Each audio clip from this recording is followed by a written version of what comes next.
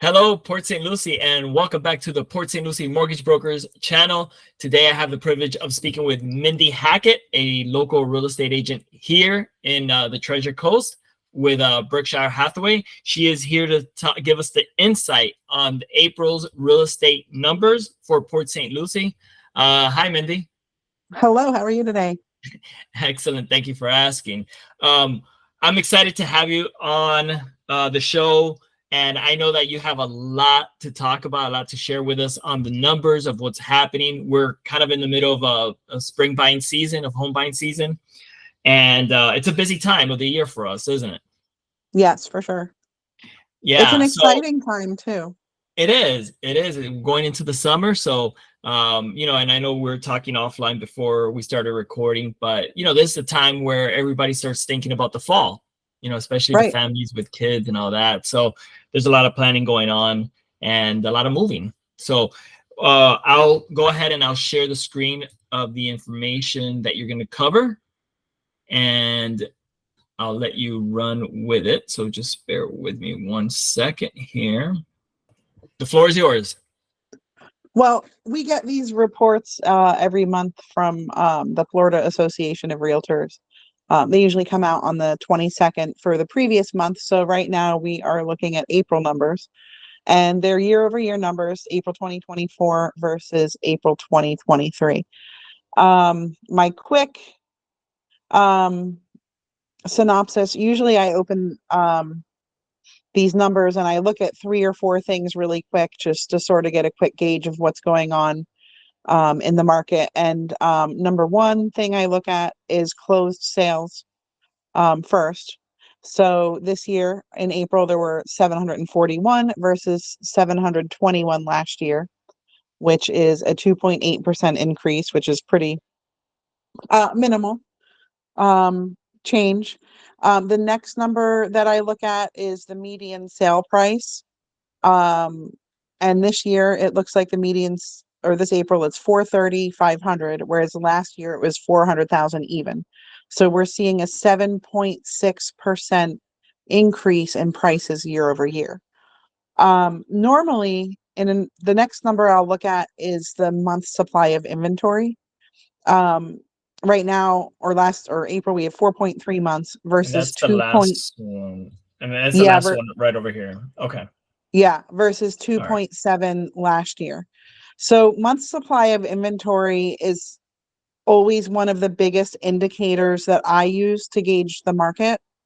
So a 6-month supply of inventory is balanced and normal. It's not a buyer's market, it's not a seller's market. When there is a 6-month supply of inventory, prices generally increase 3 to 6% a year. So in a normal market, prices go up 3 to 6% a year. When we're seeing something like a 1-month supply of inventory back, let's say 2021, 2022, that's when we see prices go up 20, 25% a year. Whereas right now, we're looking at a 7.6% increase year over year, which that makes sense. So I always look at those numbers as a gauge. And after I look at that, I'll look at the median time to sale, which is 81 days on market, or median time to contract. I apologize. 36 days to contract is average, whereas last year it was 34. So what that says is, to me, is that, we need to make sure that now we're pricing properties properly instead of these try it out numbers, because in my experience over the last year or so, well, actually, I would say back to September, try it out prices aren't really working anymore. And what I mean by that is, I'll go into a listing appointment with someone, and let's say um, I value a property at 500,000, right? Mm-hmm. And I'll say, okay, I think that this property is going to appraise at 500,000, give or take $5,000, maybe 10, depending on the property. If there's something vague about the property or unusual about the property or some kind of deficiency with the property. It's hard to tell where that's going to go. For instance, let's say it backs up to a busy street or something. It might appraise, but it also might be a little less desirable. So maybe that window will be a little bit bigger on one of those Yeah. properties. But let's say the property is worth 500. Well, previously, in 2021 or 2022, I would comfortably say, yeah, sure, let's try out 525 and see what happens. And very likely get an offer right away. But right now, when I've been allowing that, for my sellers, well, obviously I always leave the purchase price up to that, or the listing price up to them. But when I have said, okay, we'll do the try it out price, I've been seeing crickets. Not enough showings, not enough activity until we get to that number that I initially said. So if I was going to list a house, today for 525, that's worth 5, it's going to be a really slow time period until we hit that number where it should be. So I have a question on that. So, and I know that, we touched on this again before we started recording, which is kind of going back, because you mentioned, I think, 2021, 2022, which there were different times. Would 2018, and it's nice that you've been doing this long enough that you have that experience to maybe go back and see this. But let's go back to 2018, maybe 2019. And if you were trying those let's try prices, right? I think you referred to them, but would it be similar to what you were seeing today, what you're experiencing today, where it's very quiet? Or in that market, would you still get a little bit of action as far as buyers or some interest? That's a good question. Well, back then, I don't think I would have gone as high on the try it out number. Um, I think back then I would keep it within 10, 15 grand, on a property. It's funny because 2020, 2021, and 2022, right? Were such anomalies. I've been doing this for 18 years, and good properties always sell quicker. The properties that photograph better, and whatever, the nicer properties usually do sell quicker. Right. But what we went through back then was such an anomaly that it kind of messed everyone up, and it really changed a lot of people's expectations, even agents, because when I'm not getting a strong activity level immediately now, I get worried in a way that I wouldn't have back then. Right. Good point. And I think that sellers, have this expectation because they know so many people whose house sold in 2 days and 10 grand over ask or whatever, that they still have those expectations now, but that is not what's happening anymore. Okay. It's still happening on properties that are priced perfectly, and it's still happening on, let's say, properties that need the least amount of work, if that makes sense. Yeah, Or the more desirable, yeah, like basically the yeah, more desirable properties, let it be location or, right. Okay. Whatever, paint colors, countertops, Yeah.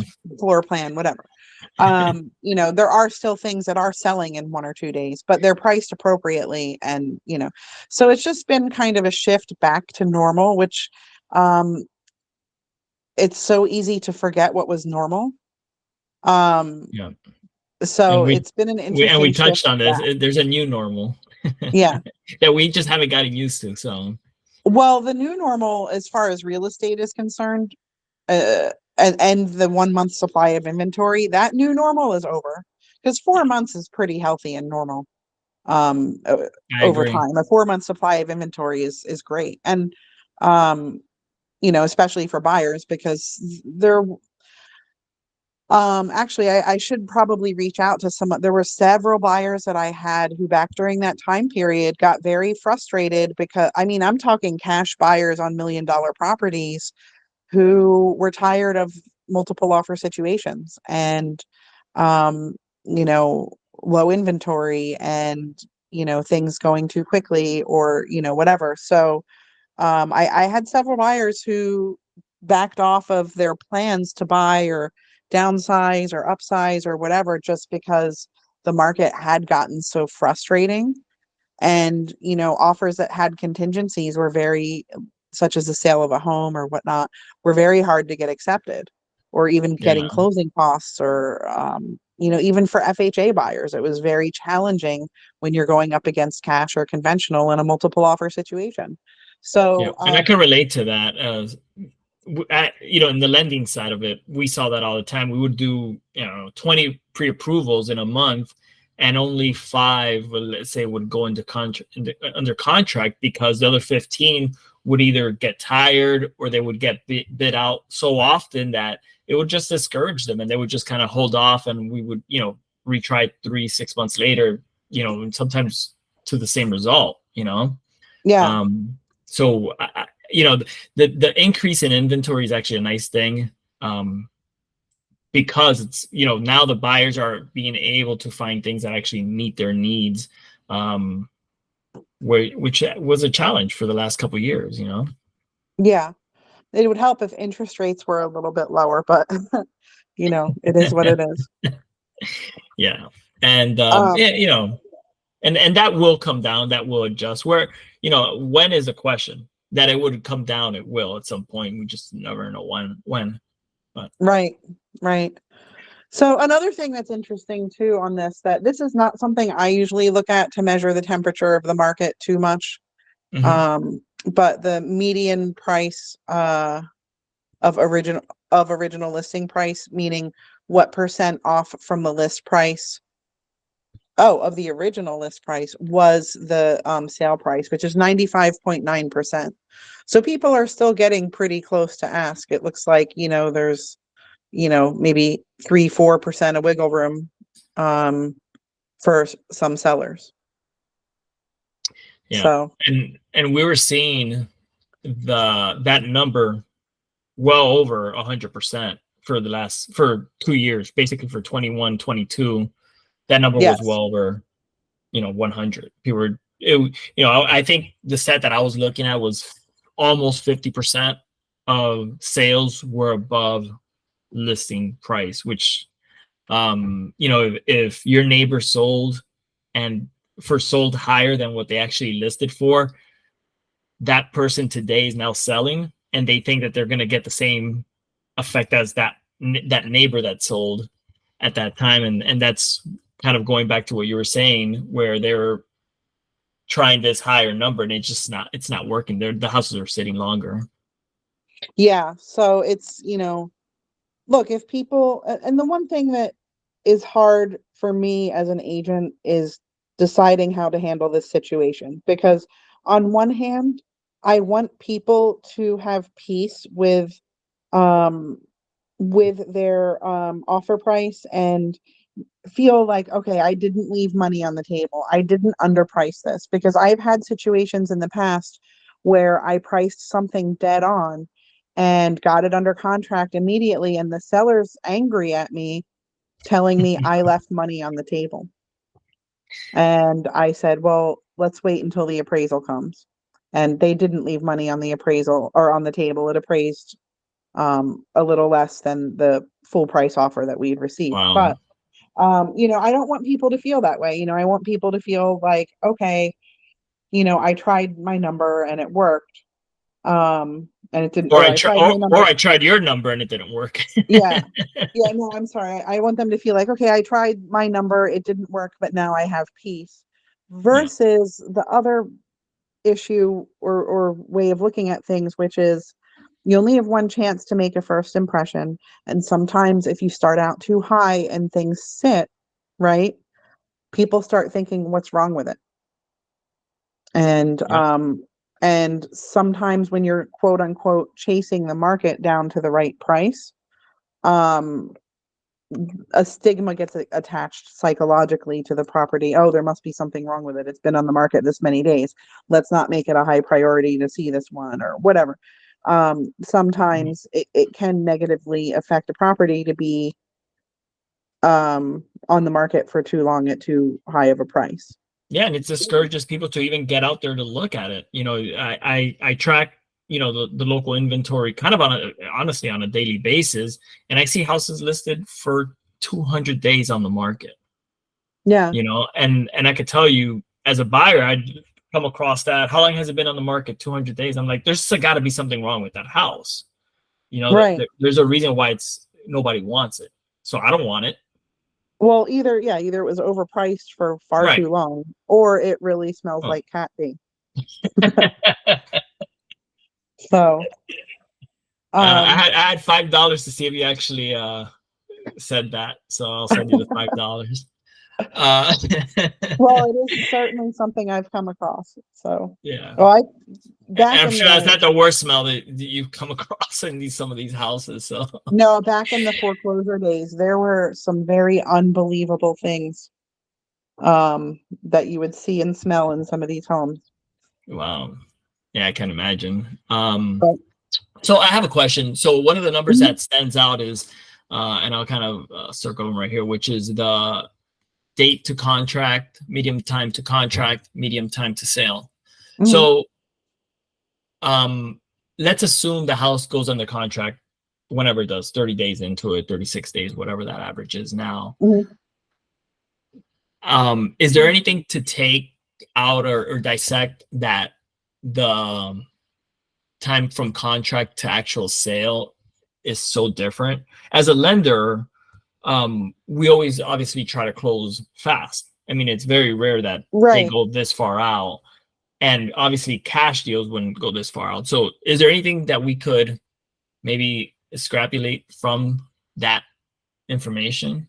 If I was going to make a very educated assumption from this information, I would assume that what we're looking at here is more contracts with contingencies, such as sale of another home, or maybe this person doesn't need to sell their other home in order to buy this home, but they want a little extra cushion just in case maybe they can get it under contract and closed before, they move.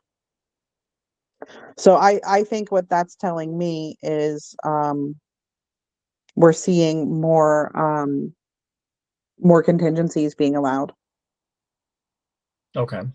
and sellers being or Kind of having to catering, be catering yeah to the buyer. having to cater a little bit more to buyers because now they don't have 6 contracts to choose from. It's day 36 and they just got one good offer, and so we're going to work with these people because we can, or we have to. Okay. Which again is good. It's good for buyers.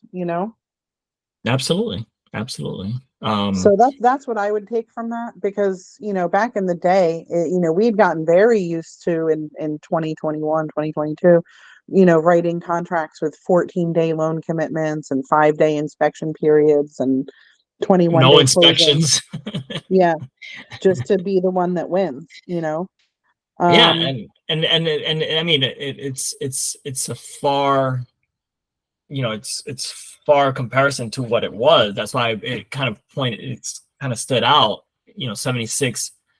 Even in 2023, that seems like a high number, and it actually increased just a little bit more to 81 days this year. yeah, So again, just a number that kind of stands out because we know in our industry, time is money, and we're trying to move these. So I just trying to understand how that those two coordinate with each other, I guess, or anything yeah, else from.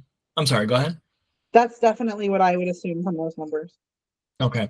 What other information do you look at closely or kind of track? Obviously, active and pending inventory is up, which I'll kind of circle right here, these two.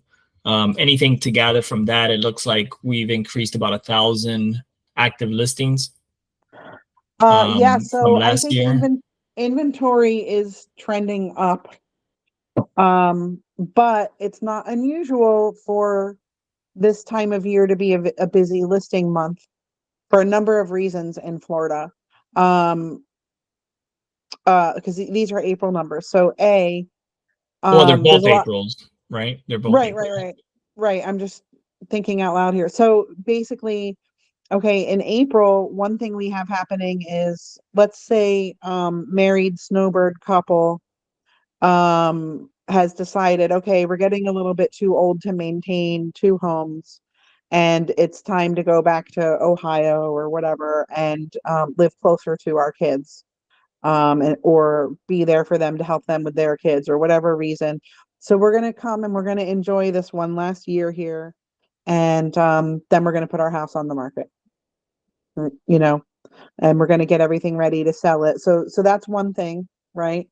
And another is, this is a heavy listing time of year for, okay, we want to wait till summer and, when the kids are out of school, kind of thing. So tell me Um, what you think of this theory of mine. And I think last year was lower, right? The inventory right. was 1,700. And I think my hypothesis, only my opinion, is that people finally got tired of waiting. Going into, honestly, since the rates started coming up, Hmm. the rumor has been that they're coming down, right? So it was Right. like they go up and they're like, oh no, they're gonna come down. Don't worry about it. Don't worry. And I think people are like, oh, I hear they're gonna come down. Let's wait a little bit, right? They waited all 2022, 2023. For sure, they're gonna come down. Like 100% they're gonna come down. They don't come down, and then it's like, January 2024, they're gonna come down. Like that's a given, right? And then you go Right. into January 24, and we're still here. Now we're in March, and they're like, I'm done. Like I'm gonna sell the house no matter what, even if I have to get the higher interest rate or finance a difference or downsize. Just I think taking action finally is, basically more important than kind of trying to wait this out. That they basically just got tired of waiting. So, what are your thoughts on that? Is that something that you're maybe seeing or feeling out there in the market? Yeah, I think there's a lot of people who, because of the 2008 crash, or six, seven, eight crash, depending on where you lived and when it started. But people have this misconception that that's going to happen again just because prices rose rapidly, right? Mm-hmm. But there's an infographic. I don't know if you can Google it real quick, or I can and email it to you. But there's this infographic you can find online showing how recessions affect home prices. And historically, that was the only recession where home prices went down more than 3%. And so I don't know, when you look at the whole scheme of things, what that says is, recessions generally do not affect real estate prices by that much. It was just that one time that was an anomaly. And I think there's a lot of people who still have like shock and memory of what happened back then, and just are stuck on this idea that it's going to crash again. And there's some people where I just look at how much inventory do we have. What I tell people is this: until we have more than 6 months of inventory on the market, we are not going to see prices go down. Yeah, um and you know we'll have to pull up that chart. We'll do a video on that. yeah. Maybe kind of showing the comparisons and how a recession may or may not affect home prices and all that fun stuff. So we'll, not to extend this one, but Oh, but there's a to show. answer your question, which I forgot to answer, what I was getting at I is, forgot I asked the question. yeah, No, I'm kidding. no, well, that happens sometimes. So what I was getting at is that there were a lot of people who were like, oh yeah, I'm going to wait for this crash, or I'm going to wait for, while you were waiting for interest rates to go down, what happened is prices have continued to go up. And so now it's like, all right, there are some people that are like, all right, I got to make a decision, because rents aren't 100%. getting any cheaper.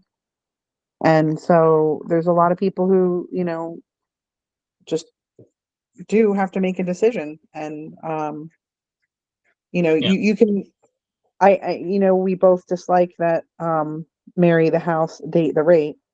And I still very much dislike that, because if you look at, you know, every real estate and finance expert was saying for, so, you know, for a year, they were saying how much rates were going to go down. I think it was by the end of 2024, we were going to be low sixes, and by, or by the middle of 2024, and then, you know, by the end of next year, we were going to be in the fives again. And, it's just not where everyone saw it going, you know? Yeah. And I do a daily video Uh-huh.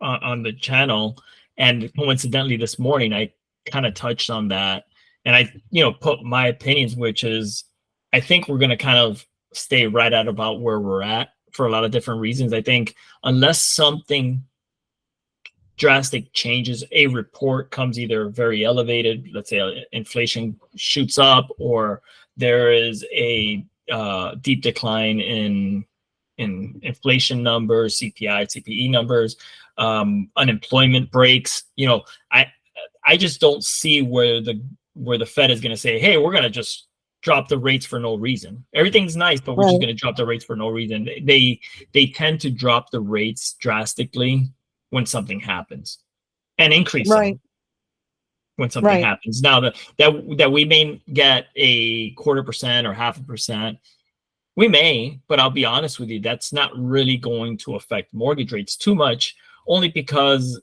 the mortgage rates, generally speaking, they follow the 10-year yield. And Hmm. that's already been priced in, or it's already being priced in. We could actually see over the last month where the rates have started to go down. And, you know, again, the Fed hasn't announced anything yet. Right. So, you know, so it's not something, like you said, it's something that they've been hearing, but I think finally people are just tired and they're seeing the prices of the homes go up. Right. And they're like, if I don't get it now, you know, what I'm going to save on interest rate, I'm going to have to end up paying on a higher priced home. Right. And when we So, see, even, you know, even in this, you know, 4 month supply of inventory, year over year, we're up 7.5 or 7.6%. So, yeah, um, you know, unless, and people aren't stopping moving to Florida. So, no, and then in our area in particular, we do get people who commute from, Broward, and commute from Palm Beach County as well, because they're yeah. being priced out of homes down there. So I don't think we get too many Miami commuters unless they're like long Oh, shift they're workers. But coming. Trust me, they're coming. I've actually seen it, and I get calls about it. Um, the hard part with Miami specifically is that some sections of Miami, it's literally over 100 miles out. So it's harder for right. them to qualify to keep that job and commute this far out. So, Okay. you know, Broward is kind of like the limit for the most part. And honestly, people from Miami really don't want to drive that far. You know, they don't want to commit to that anyway. But you know, 25 people are still minutes coming. is the sweet spot. Yeah, well, for me it's a 10 minute. After 10, I'm like, "Ugh, I can't take it anymore." Um, yeah, and there's a show that I watch in the mornings, and they go over the market, and you know, they kind of touch on the technical part of the market and the fundamental part of it. And you know, no matter what the belief is, fundamentally you could say, hey, this can't go on forever. These are very overview opinions, right? Like these increases can't go on forever, you know, very big. But the technical part is, you know, the inventory is low, generally still speaking, right? Prices continue to go up, you know, so regardless of what the over, you know, the 20,000 foot view or your opinion might be where this ends, the technical part tells us we gotta sell the house or move, or because we're going to be in a bad part if this continues, Right. you know. So I think, you know, going back to the technicals, it's telling us the market is continuing to move forward Right. regardless Right. of anything. Yeah, So there's a lot of people, and we'll talk about this here soon, but there's a lot of people I'd love to see go from renting to owning, because um, it's not just interest rates that affect, our monthly payments. And um, um, with the rising cost of insurance and with the rising cost of real estate taxes because of the increasing home values, renters are being priced out of reasonable living situations. That's again another part of the technical. Yeah. And The Fed says rents are coming down. Well, not in our neighborhoods. They're going up. The single family home prices, the rents, they're either staying about the same and again, people are being pushed to having, they're fed up. Hey, I'm gonna have to end up buying because I yeah, can't, you know. we definitely Um, do have a little more rental inventory, but the fact is, I still can't believe that, the starting point of a 2-bedroom condo for rent in Port St. Lucie is, basically the cheapest one you can find is going to be 1700, 1750. yeah, And that's, on a smaller, older unit. right. And we could argue till the cows come home how high that is and unsustainable that is, but that's where we're at. Well, a lot of people who like to complain about rents, unfortunately, don't really think about for some reason I see a lot of posts online on local Facebook groups, and people are so upset about how much their rent's going up and think that landlords are these evil, greedy, selfish people. But it's like, no, man, if they have a mortgage on this property at this point, this rent increase they're giving you because of how much, their insurance went up $100 a month and their, taxes went up 100 or 200 a month or whatever, they're, even though they're increasing the rent, they're not profiting as much as they were, a couple years ago. The profits aren't there the way that Yeah, they were. I mean, it's not a charity, it's a business. They bought this property to make money off of it.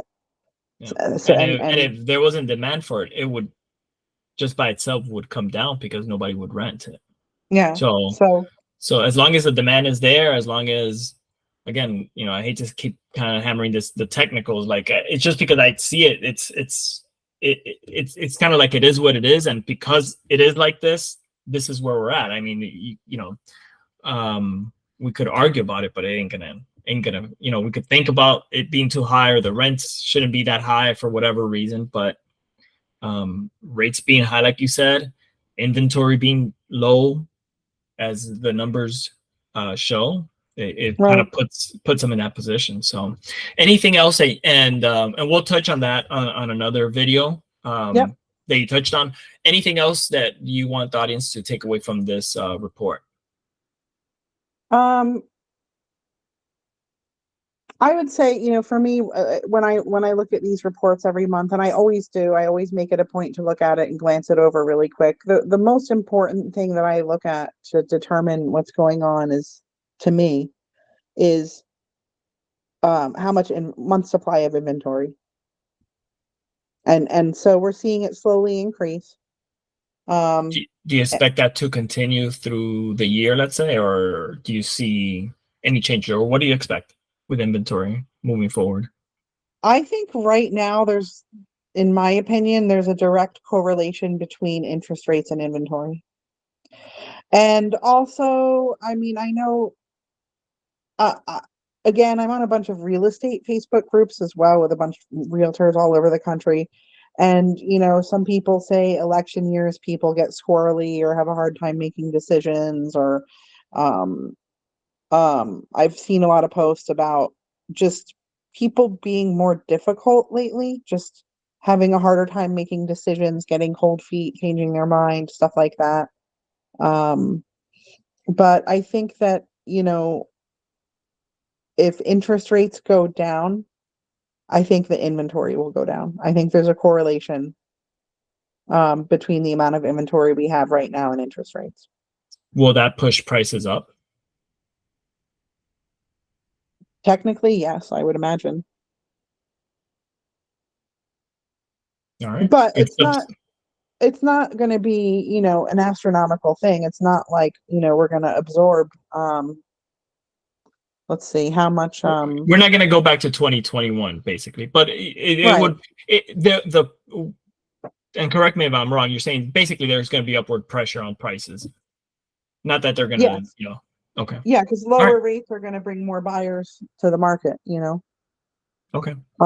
because people are getting priced out of what seems reasonable to them. And so, you know, there are, you know, once rates go down, they really do affect your payment a lot. So, once rates go down, I think inventory will go down as well and prices will creep up a little bit. Yeah. And one thing I've always believed is that, and look, we could go look at a chart and, you know, kind of go back and forth as far as, are we on the low, you know, 7%, is that low? Historically, maybe, or not, or, you know, recently it's really high compared to recent rates. But so it's kind of all over the map if you believe where we're at on that chart. But the truth for me is, what I believe is that it has less to do with interest rates and more to do with monthly payments. Yeah, absolutely. If you give me a 10% interest rate on my mortgage and $1 taxes and insurance, I'm taking that house. You could put it at 20% and I'll probably still buy that house. Right. You know what I'm saying? So Yeah. you know, the insurance and the taxes, those things are impacting. And again, we'll talk about it maybe on another show here. But I think the payment, and you kind of nailed that on the head, is, you know, whatever affects the payment to come down will most likely push values up. Yes. All right. With that, we'll leave the show. Any last parting words, Mindy? Um, well, anyone's welcome to reach out to me with real estate questions. You know, I view myself as a consultant and I'm open to help people and you can pick my brain and go over numbers with me. You know, I've very often told people, you know, to wait, or let's get your credit a little higher, or, you know, let's find the perfect scenario for you. So I'm open to, you know, people contacting me just to get the conversation started and what do I need to do to get ready to buy and all that stuff. I'm here to help. I view myself as a long-term consultant for all of my clients and customers, and I'm here to help. Even if today's not the day, let's get you on the right path. So, you know, a year from now, you will be in the right position. Let's get started now. So, I am here to help. I'm here to um, just Yeah, sort of be a sounding board, you know, about, hey, what's my house worth? Whatever. I'm here to help and and consult people. you're always great as far as being upfront with the person. Like you said, if it's not the right time, and you feel that in your heart, you're going to tell them like, hey, this might not be the best time for you to buy, or hey, this is a good time because of, you know, ABC, whatever the case may be. But you know, I've had the privilege of working with you for years now at this point, and I could say that I could vouch for that, all that to be true. So I'll also have all your contact information like normal on the site. So if anyone wants to reach out to you, I'll put your email, Facebook page, and your telephone number. So Sounds great. all right, Mindy. Well, again, I appreciate you joining me, and we'll go ahead and make another video here in the near future. And other than that, I hope you have a great day. And everyone else, I'll talk to you soon. Bye. Bye.